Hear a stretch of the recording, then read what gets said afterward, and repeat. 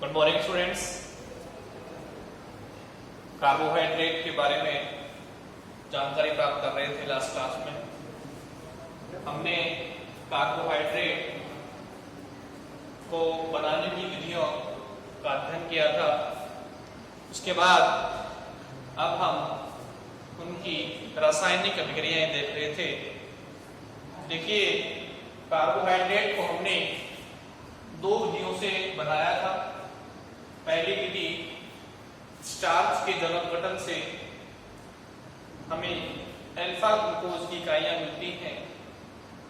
यह जल अपघटन अम्लीय माध्यम में होता है। दूसरी अभिक्रिया जिससे हमने ग्लूकोज का निर्माण किया था वो है सुक्रोज का जल अपघटन। देखिए, सुक्रोज के जल अपघटन से हमें ग्लूकोज तथा फ्रक्टोज प्राप्त होते हैं। ग्लूकोज एक एल्डोहेक्सोस है, यानी कि उसमें एल्डिहाइड समूह है और 6 कार्बन उपस्थित है। जबकि फ्रक्टोज का फॉर्मूला तो वही होता है C6H12O6, बट फ्रक्टोज के अंदर कार्बोनिल समूह C double bond O ketonic समूह उपस्थित होता है। अतः फ्रक्टोज एक कीटोहेक्सोस है। फिर हमने कार्बोहाइड्रेट के अंदर ग्लूकोज की सामान्य प्रॉपर्टीज देखी थी कि ग्लूकोज को हम डेक्सट्रोज भी बोलते हैं क्योंकि यह दक्षिण ध्रुवण घूर्णक होता है। ग्लूकोज कई बहुलकों की एकलक इकाई भी है, जैसे स्टार्च, सेलुलोज इत्यादि। और ग्लूकोज शहद और अंगूर के अंदर पाया जाता है। ग्लूकोज की मानव रक्त में कंसंट्रेशन जो होती है, सांद्रता जो होती है, वो 0.1% होती है। फिर हमने ग्लूकोज के अंदर कुछ रासायनिक अभिक्रियाएं देखी थी। सबसे पहले हमने देखा था अपचयन। देखिए, अपचयक जो होते हैं उन्होंने बताया था आपको कौन कौन से होते हैं। LiAlH4, NaBH4, जितने भी संक्रमण धातुएं हैं, निकेल, प्लेटिनम, पैलेडियम, ये सभी क्या होते हैं? अच्छे अपचायक। सबसे पहले हमने सोडियम अमलगम धातु की उपस्थिति में इसका अपचयन कराया। जल विलायक के रूप में हमने काम में लिया। तो हमें ग्लूकोज का जब जल अपचयन होता है तो एल्डिहाइड समूह का अपचयन हो जाता है, CHO समूह का अपचयन हो जाता है और हमें CHO समूह की जगह क्या मिल जाता है? CH2OH, यानी कि एल्डिहाइड के अपचयन से हमेशा क्या बनते हैं? प्राथमिक अल्कोहल। तो हमें सोर्बिटॉल प्राप्त होता है ग्लूकोज के सोडियम अमलगम की उपस्थिति में अपचयन से। जब हमने और प्रबल अपचायक काम में लिया, लाल फास्फोरस और HI, तो हमें एक सीधी कार्बन श्रृंखला मिलती है 6 कार्बन की और हमें हेक्सेन प्राप्त होता है, जो क्या है? एक एल्कीन। देखिए, 6 कार्बन श्रृंखला का एक एल्कीन हमें प्राप्त होता है। इससे ये प्रूव होता है कि ग्लूकोज में 6 कार्बन की एक सीधी श्रृंखला पाई जाती है। आज हम इसकी अगली विक्रिया देखते हैं, वो है ऑक्सीकरण।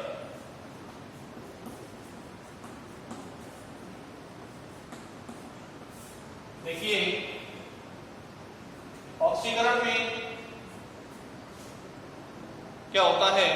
मैंने बताया था आपको, अपचयन की तरह ऑक्सीकरण होता है ऑक्सीजन का जुड़ना या हाइड्रोजन का बाहर निकलना।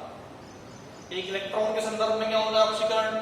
कोई भी स्पीशीज जब इलेक्ट्रॉन त्यागती है तो उसका क्या होता है? ऑक्सीकरण होता है। और जब इलेक्ट्रॉन ग्रहण करती है तब क्या होता है? उसका अपचयन होता है। ऑक्सीकरण के लिए कुछ हम ऑक्सीकारक काम में लेते हैं। देखिए, ऑक्सीकारक के रूप में सबसे प्रबल जो ऑक्सीकारक होता है वो होता है K2Cr2O7, पोटेशियम डाइक्रोमेट। क्या है? सब प्रबल ऑक्सीकारक हैं, पोटेशियम डाइक्रोमेट। अगला ऑक्सीकारक जो है प्रबल, वो है पोटेशियम परमैंगनेट अम्लीय KMnO4। पोटेशियम डाइक्रोमेट और KMnO4 क्या होते हैं? प्रबल ऑक्सीकारक होते हैं। देखिए, सांद्र HNO3 सांद्र HNO3 भी प्रबल ऑक्सीकारक होता है।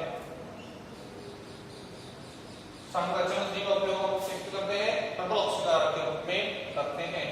और देखिए ब्रोमीन जल, ये भी क्या होता है? ऑक्सीकारक होता है।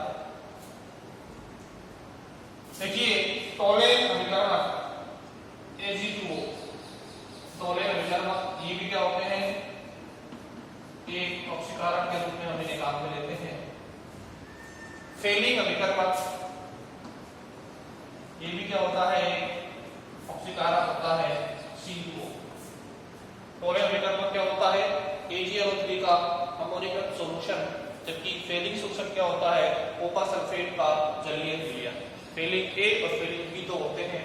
फेलिंग A तो होता है कॉपर सल्फेट का जलीय विलयन और फेलिंग B होता है सोडियम पोटेशियम टार्ट्रेट। इस तरीके से ये सभी क्या है? ऑक्सीकारक है। ये किसी भी कार्बनिक अणु से जब जुड़ेंगे तो उसका क्या कर देंगे? ऑक्सीकरण कर देंगे। जैसे कि आपको पता है अल्कोहल के ऑक्सीकरण से क्या मिलते हैं? एल्डिहाइड या कीटोन, कोई भी कार्बन यौगिक हमें प्राप्त होंगे। और जब एल्डिहाइड कीटोन का ऑक्सीकरण कराएंगे तो क्या मिलेंगे? हमें एसिड मिलेंगे। ठीक है, तो कुछ प्रबल ऑक्सीकारक तो होते हैं जो कि सीधे ही अल्कोहल को किस में बदलते हैं? एसिड में बदल देते हैं। और कुछ होते हैं दुर्बल ऑक्सीकारक जो पहले अल्कोहल को एल्डिहाइड में बदल देंगे फिर बदलेंगे एसिड के अंदर। ठीक है, तो ये क्या है? विभिन्न ऑक्सीकारक है। K2Cr2O7, KMnO4, सांद्र HNO3, ये सभी क्या होते हैं? प्रबल ऑक्सीकारक होते हैं। जबकि ये जो है नीचे तो ब्रोमीन जल और टोलेन अभिकर्मक, फेलिंग अभिकर्मक, ये भी हम ऑक्सीकरण के काम में लेते हैं। अब देखिए हम ग्लूकोज को लेते हैं इधर। ये ग्लूकोज है CHO CHOH और CH2OH, ये है ग्लूकोज। देखिए ग्लूकोज का हम ऑक्सीकरण कराते हैं सबसे पहले ब्रोमीन जल की उपस्थिति में, Br2 और H2। ब्रोमीन जल की उपस्थिति में सबसे पहले क्या होगा? ग्लूकोज का ऑक्सीकरण होगा। देखिए ब्रोमीन जल क्या करता है? केवल एल्डिहाइड समूह को ऑक्सीकरण करता है। ऑक्सीकरण करना यानी कि ऑक्सीजन का जोड़ना। जब CHO से एक को जुड़ जाएगा क्या बन जाएगा? एल्डिहाइड से एसिड। भाई CHO है, एक को और जोड़ दो क्या बन जाएगा? COOH। तो बना दो COOH, ये ऑक्सीजन हो गया किसका? एल्डिहाइड। ब्रोमीन जल अल्कोहल को ऑक्सीकरण नहीं कर पाता है, तो ये एडजेक्टिव लिख दो आप, CHOH का मोल 4, लास्ट में CH2OH। इस तरीके से ब्रोमीन जल की उपस्थिति में जब ग्लूकोज का ऑक्सीकरण होगा तो केवल एल्डिहाइड समूह एसिड समूह में कन्वर्ट हो जाएगा और हमें ग्लूकोनिक अम्ल प्राप्त होगा। क्या प्राप्त होगा?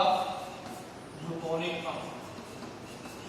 तो ध्यान रखिए ग्लूकोज का जब भी हम क्या कराएंगे? ब्रोमीन जल की उपस्थिति में ऑक्सीकरण कराएंगे तो हमें ग्लूकोनिक अम्ल प्राप्त होता है। ठीक है, ब्रोमीन जल केवल क्या करेगा? एल्डिहाइड समूह को ऑक्सीकरण करेगा। देखिए CHO समूह का जब भी ऑक्सीकरण होता है तो क्या मिल जाएंगे? हमें एसिड मिल जाएगा। ऑक्सीकरण मतलब एक ऑक्सीजन का जोड़ना। ठीक है, अब देखिए इस तरीके से हम ऑक्सीकरण करा सकते हैं। आप इसे नोट डाउन कर लीजिए विभिन्न ऑक्सीकारक को। और ये रिएक्शन है हमारा सबसे पहला ऑक्सीकरण का। ग्लूकोज के ऑक्सीकरण से क्या मिला? ग्लूकोनिक। अगला देखिए ऑक्सीकरण के अंदर ही ये हमने ग्लूकोज लिया। अब देखिए इस ग्लूकोज का ऑक्सीकरण कराएंगे हम प्रबल ऑक्सीकारक से सांद्र HNO3 नाइट्रेट का। ये एक प्रबल ऑक्सीकारक होता है। ये क्या करेगा? एल्डिहाइड समूह को तो ऑक्सीकरण करेगा ही, साथ में प्राथमिक अल्कोहल को भी ऑक्सीकृत कर देगा। अब प्रबल ऑक्सीकारक क्या होते हैं? देखिए ये इसको करेगा कन्वर्ट, ऑक्सीकरण होगा तो CHO से जब एक पूंज क्या बन जाएगा? COOH।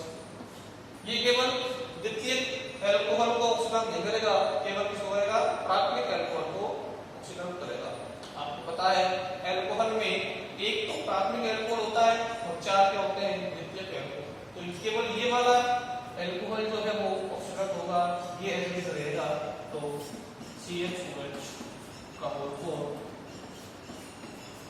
लास्ट में देखो ये एल्कोहल को भी इसमें एसिड में ऑक्सीकरण कर देंगे। देखिए जब इससे ऑक्सीजन जुड़ेगी तो हम ऑक्सीजन कितनी भी ले सकते हैं, जितनी हमें आवश्यकता हो। देखो 2 ऑक्सीजन अपन लेंगे, यहाँ पर 4 ऑक्सीजन, 4 लेंगे तो क्या होगा, यहाँ से ये H2 बाहर निकल जाएगा, 2H ये इधर से 2 को ले लेगा, H2 बाहर और 2 को अंदर हो जाएंगे। ये H2 बाहर होते ही यहाँ से भाई हमने इधर 3 और लिया, सॉरी 3 और लेंगे तो H2 बाहर हो जाएगा, ये H2 और इधर से 2 को ले लिए, H2 बाहर। अब एक को इसमें अंदर हो जाएगा, ऑक्सीजन होगा तो क्या बन जाएगा, CH2 से डबल हो जाएगा। फिर बता रहा हूँ 3 को लेके, 3 में से ये H2 बाहर जाएगा, इस तरीके से 2 को यहाँ से ले लेना, H2 बाहर और एक को अंदर हो जाएगा, क्या बन जाएगा, COOH। तो ये ग्लूकोज से ध्यान रखना, प्रबल ऑक्सीकारक भी काम में लेंगे तो एल्कोहल से रिएक्शन मिल जाएंगे, एसिड समूह में बदल जाएंगे। इसका नाम है सैकैरिक अम्ल।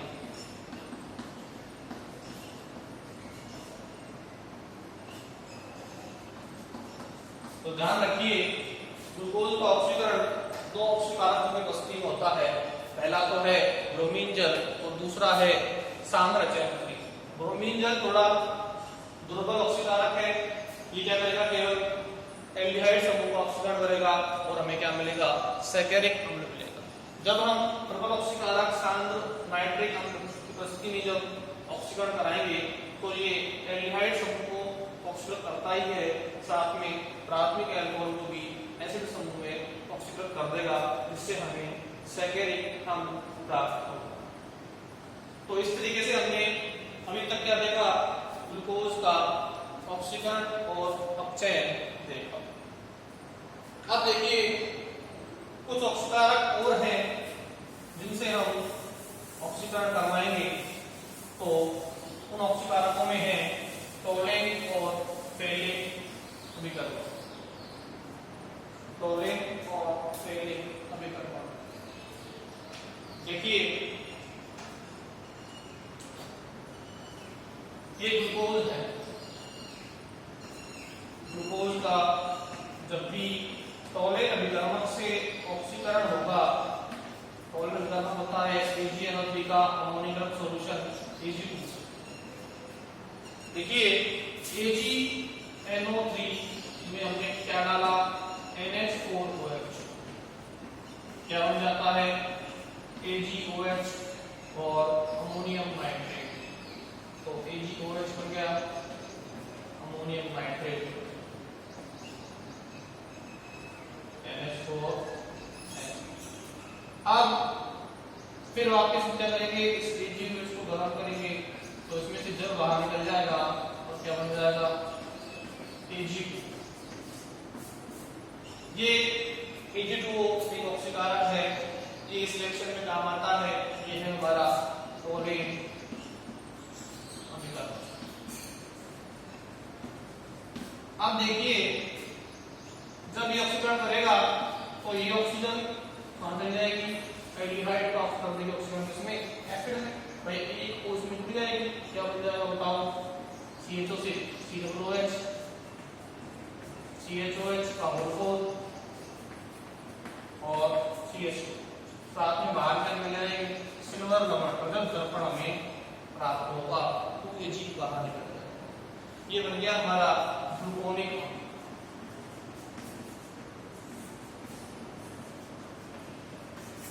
तो इस तरीके से जब टोलेन अभिकर्मक से ग्लूकोज का ऑक्सीकरण होता है तो हमें ग्लूकोनिक अम्ल और साथ में रजत दर्पण प्राप्त होता है। देखिए AgNO3 का अमोनिकृत सॉल्यूशन कहलाता है टोलेन अभिकर्मक। AgNO3 NH4OH से जब रिएक्शन करता है तो AgOH प्राप्त होता है। यह AgOH को जब हम गर्म करते हैं तो हमें Ag2O प्राप्त होता है। जब Ag2O करेगा ग्लूकोज से रिएक्शन तो ये एल्डिहाइड समूह को एसिड समूह में बदल देगा और सतत दर्पण हमें प्राप्त होगा। इस तरीके से हमें ग्लूकोनिक अम्ल प्राप्त होता है। ठीक है, तो ये टोलन विकल्प से क्या हो गया, इसका ऑक्सीकरण हो गया। इसी तरीके से हम इसका ऑक्सीकरण कराते हैं फेलिक विकल्प से। फेलिक विकल्प क्या होता है, कॉपर सल्फेट का जलीय विलयन। जैसे Ag2 होता है, ऐसे होता है Cu2O, ये क्या है, फेलिक विकल्प। ये कॉपर सल्फेट का जलीय विलयन होता है।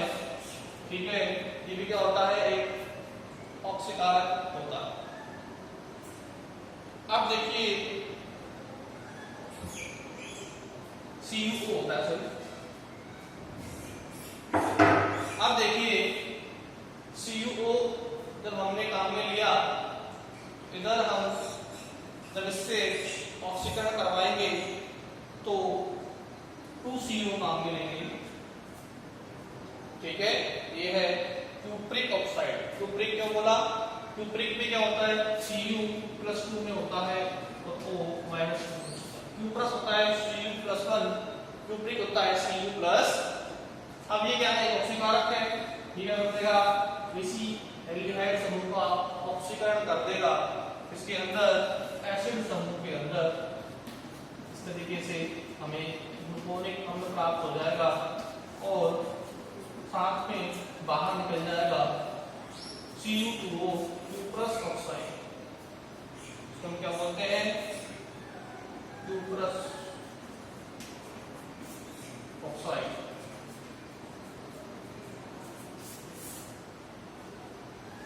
ठीक है, तो CuO फेलिक विकल्प है। कैसे बनता है, सल्फेट का जलीय विलयन होता है, उससे बनता है। एक ऑक्सीकारक होता है। जब ये ग्लूकोज का ऑक्सीकरण करेगा तो क्या बन देगा भाई, ग्लूकोनिक अम्ल बना देगा। तो टोलन और फेलिक से हमें ग्लूकोनिक अम्ल प्राप्त होते हैं। ठीक है, तो ये रहा ऑक्सीकरण। सबसे पहले हमने कराया ब्रोमीन जल से, फिर हमने कराया इसका ऑक्सीकरण किससे, शांत नाइट्रिक अम्ल से, फिर हमने कराया इसका ऑक्सीकरण टोलन विकल्प से। ठीक है, Ag2O से, फिर हमने कराया इसका ऑक्सीकरण क्यूप्रिक ऑक्साइड CuO से, और हमें क्यूप्रस ऑक्साइड और ग्लूकोनिक अम्ल प्राप्त। ठीक है, तो इस तरीके से हम ग्लूकोज का ऑक्सीकरण कर सकते हैं। अगली प्रक्रिया देखते हैं। ये आपका ऑक्सीकरण खत्म हो गया ग्लूकोज का।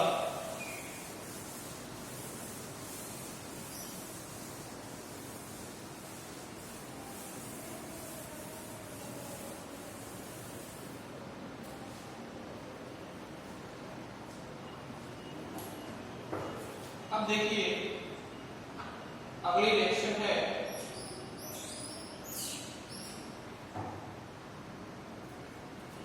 PCl5 से। PCl5 से ग्लूकोज की रिएक्शन कराएंगे।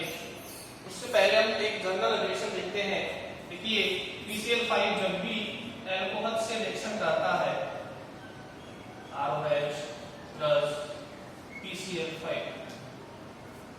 तो देखो बनता क्या है, R क्या लेगा, Cl क्या बना देगा, Lp क्लोराइड RCl, यानी कि OH का प्रतिस्थापन किससे होता है, Cl से, और क्या बन जाएगा P, इधर क्या है O, इधर क्या है Cl, क्या बन जाएंगे POCl, फास्फोरस ऑक्सी क्लोराइड, और H ऐसे क्या लेगा Cl, क्या बन जाएगा HCl।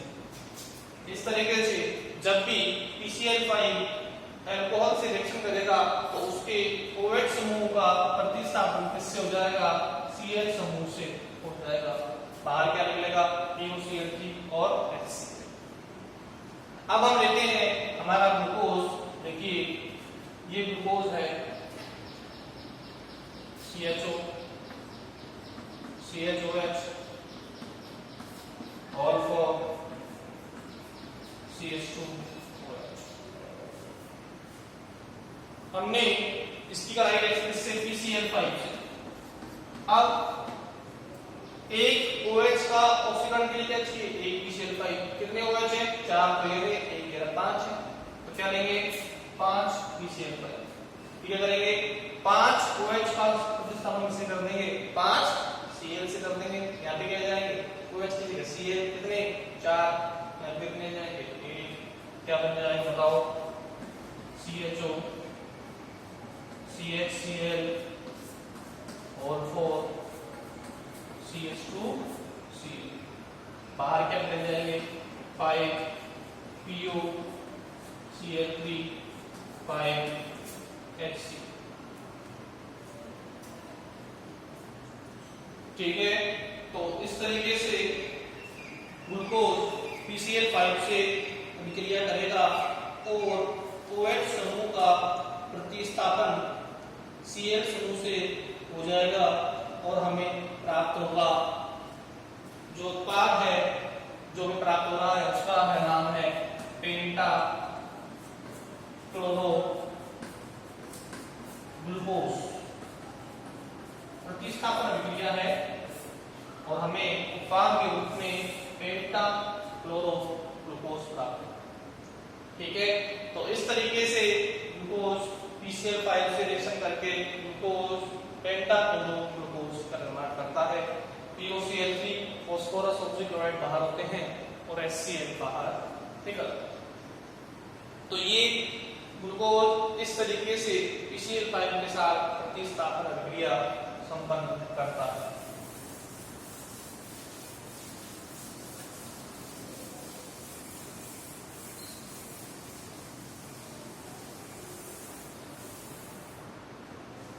अगली रिएक्शन हम देखते हैं HCN के साथ।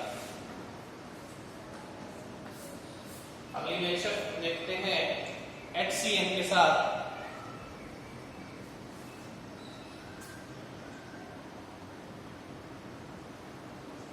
देखिए, कार्बोनिल समूह जो होता है वो नाभिक स्नेही प्रतिस्थापन अभिक्रिया देता है। ठीक है, क्यों देता है? क्योंकि देखो O की विद्युत C से अधिक होती है तो क्या होगा? जो चार्ज है वो ऑक्सीजन की ओर जाएगा, कार्बन पे क्या आ जाएगा? पॉजिटिव। इस पे क्या आ जाएगा? नेगेटिव।